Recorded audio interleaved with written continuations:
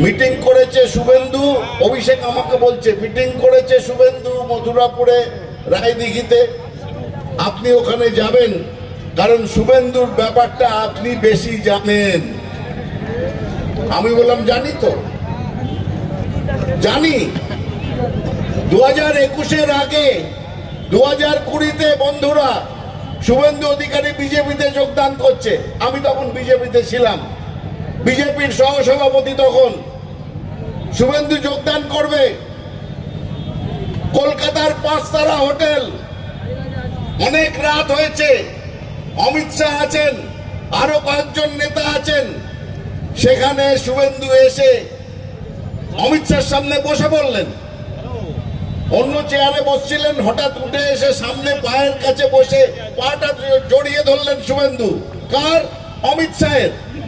ধরে বলছেন मुझे शारदा नारदा से बचाइए, ईडी सीबीआई से बचाइए। কখনো যোগদান করেনি।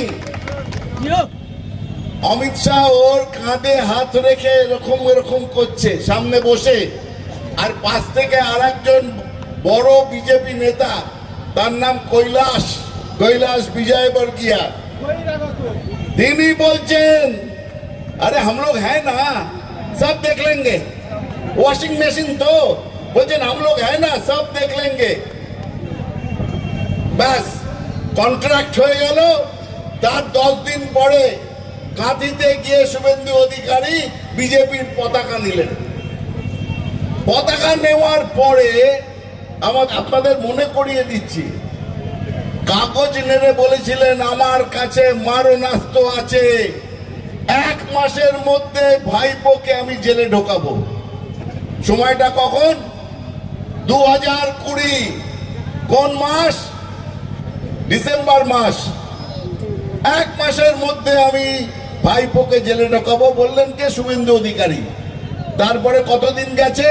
3 বছর হয়ে গেছে, এখনো এখানে এসে বলছে আহা ঘুঘু দেখেছো ফাঁদ দেখোনি, জেল ভরবো।